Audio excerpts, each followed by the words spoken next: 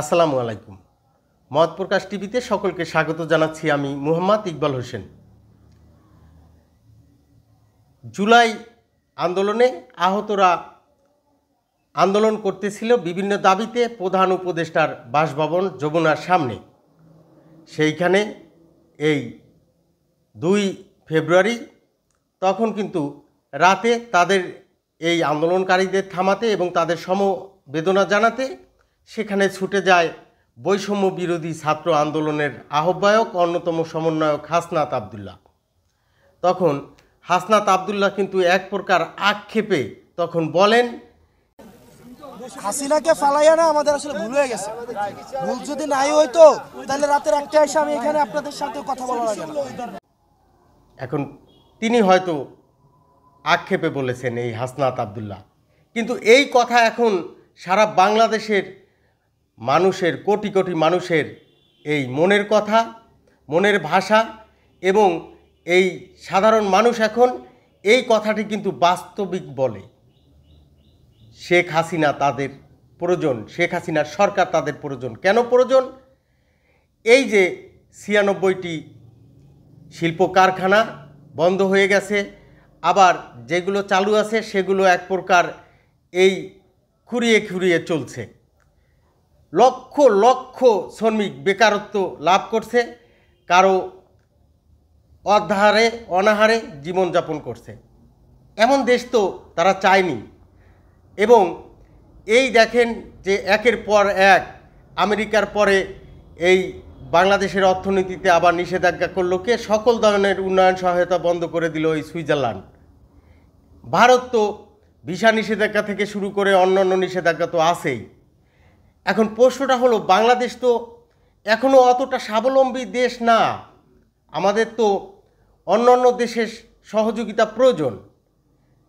এসব বন্ধ হয়ে যাচ্ছে, আমাদের দেশের উন্নয়ন বন্ধ হয়ে যাচ্ছে। শুধু ভালো আছে কারা? সাধারণ মানুষ এই নিত্য প্রয়োজনীয় জিনিসপত্র কিনতে পারে না। সরকার খালি বলে কি চাঁদাবাজি হচ্ছে, সরকার বলে রাজনৈতিক প্রভাবের কারণে পারছে না। এখন তো এই সরকার তো কোনো দলের কোনো প্রতিনিধিত্ব করছেন না, তাহলে কেন পারবে না তারা এই চাঁদাবাজি বন্ধ করতে? মূল উদ্দেশ্য সরকার যে ব্যর্থ, তার সরকারের কার্যক্রমেই কিন্তু সেগুলো প্রমাণ পায়। আর এই কারণেই কিন্তু দেখা গেছে যে আস্তে আস্তে এই জুলাই বিপ্লবে যারা আহত হয়েছে তাদেরও কিন্তু সরকার তাদের দাবি পূরণ করতেও কিন্তু ব্যর্থ। আর এই কারণেই কিন্তু তারা আন্দোলনে নামছে। এখন এই যারা এই আন্দোলনের মাধ্যমে শেখ হাসিনার সরকারের পতন ঘটিয়ে এই যে ডক্টর মোহাম্মদ ইউনূস কে সহ যাদেরকে এই উপদেষ্টা করলেন, বা যারা এখন সরকারের স্বাদ ভোগ করছে, শুধু ফুলে ফেপে তারাই কিন্তু এই রাজা হচ্ছেন, তারাই তাদের এই ক্ষমতার স্বাদ ভোগ করছেন। পক্ষান্তরে সাধারণ মানুষ এই দ্রব্যমূল্যের চাকায় পিষ্ট হয়ে যাচ্ছে।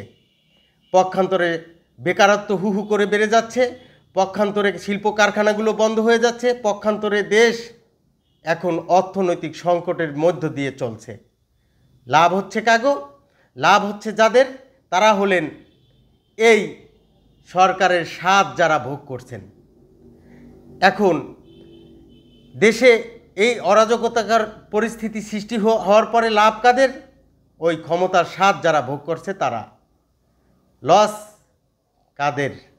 লস যার সন্তান গেছে, যিনি সন্তান হারা হয়েছেন, যারা পঙ্গুত্ব ভোগ করছেন, তাদের এখন রাস্তায় নামতে হয়। তো এই যেই কথায় ছিলাম যে এই বৈষম্য বিরোধী ছাত্র আন্দোলনের আহ্বায়ক যে হাসনাত আবদুল্লাহ, তিনি এখন যেই কথাটি বলেছেন সেটি কিন্তু এই দেশের মানুষের ভাষা, সেটি আক্ষেপ না, বাস্তবিক অর্থেই যে এই সমন্বয়করা একসময় স্বীকার করবে সেই প্রত্যাশা রেখে সকলের সুস্বাস্থ্য এবং দীর্ঘায়ু কামনা করে শেষ করছি। আসসালামু আলাইকুম।